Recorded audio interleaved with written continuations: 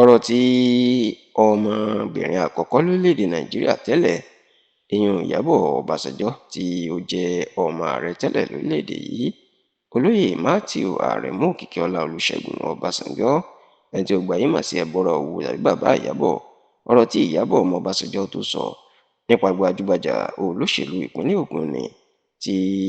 ìgbàgbọ́ wà kó fẹ́ díje du ipò gómìnà ìpínlẹ̀ ògùn lọ́dún tó ń bọ̀ ìyún sẹ́nitọ̀ adéọlá ọlámilẹ́kan solomon ẹni tí gbogbo ayé mọ̀ sí Yayi. ọ̀rọ̀ tí ìyábọ̀ ọbásanjọ́ tó sọ nípa ẹ̀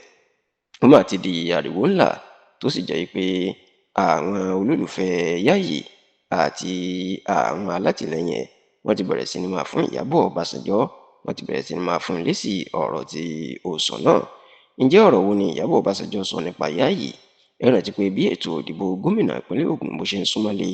gbìn ọdún tí ó ń bọ̀ yìí tó sì jẹ́ pé láàrin oṣù méjì sásìkò yìí wọn yóò ṣètò ìdìbò abẹ́lé inú ẹgbẹ́ òṣèlú APC ìpínlẹ̀ ògùn láti yan olùdíje fún ipò gómìnà wọn. ọ̀pọ̀ èèyàn ló gbàgbọ́ pé sẹ́nitọ̀ Yayi ni yóò di gómìnà ìpínlẹ̀ ògùn lọ́dún tó ń bọ̀ nítorí pé ariwo ẹ̀ gbalẹ̀ gidigidi pàápàá ní agbègbè Ògùn West Senatorial District tó jẹ́ pé òun náà ló ń ṣojú agbègbè náà nílé ìgbìmọ̀ asòfin àgbà làbújá. ṣáà bó tilẹ̀ jẹ́ pé wọ́n ní gómìnà Dàpọ̀ Abíọ́dún ti ìpínlẹ̀ ògùn kò fẹ́ kí Yayi kó di gómìnà ìpínlẹ̀ náà kó gba ipò ọ̀hún lọ́wọ́ ẹ̀ tó sì láwọn alágbára ìpínlẹ̀ ògùn kan náà ṣiṣẹ́ tako Yayi. níṣẹ́ ni ìyábọ̀ ọbásanjọ́ náà òun náà ti sọ̀rọ̀ sókè lórí ọ̀rọ̀ Yayi o òun náà ti sọ èrò tiẹ̀ nípa ọ̀rọ̀ ọ̀hún lásìkò tó ń ṣe ìfọ̀rọ̀wérọ̀ pẹ̀lú iléeṣẹ́ rédíò kan tí wọ́n pè ní Eagles FM 102.5 FM ní ìpínlẹ̀ ògùn. ní ìyábọ̀ ọbásanjọ́ ti jẹ́ kó di mọ̀ wípé bí ẹni tó fẹ́ wá máa jẹ níbi tí ò ṣiṣẹ́ sí ní ọ̀rọ̀ Yayi. ìyábọ̀ ọbásanjọ́ tóun fúnra ẹ̀ tó ti kéde pé òun yóò díje du ipò gómìnà ìpínlẹ̀ ògùn lọ́dún tó ń bọ̀ ó jẹ́ kó di mọ̀ wípé bí Yayi bó bá fi lè di gómìnà á jẹ́ pé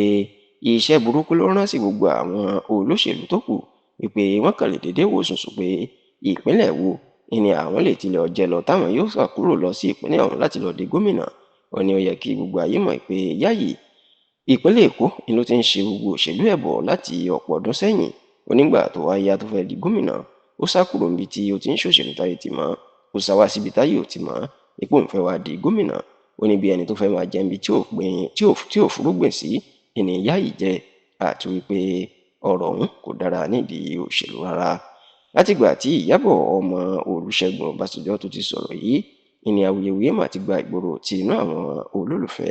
àti alátìlẹyìn Yayi kò sì dùn rárá. kódà ọ̀kan lára àwọn olóyè ẹgbẹ́ òṣèlú APC tó jẹ́ alátìlẹyìn Yayi ọ̀nàrẹ́bù Abdulhakeem Akilọ ó ti fi ọ̀rọ̀ síta tó sì sọ̀kò ọ̀rọ̀ sí ìyábọ̀ ọbásanjọ́ pé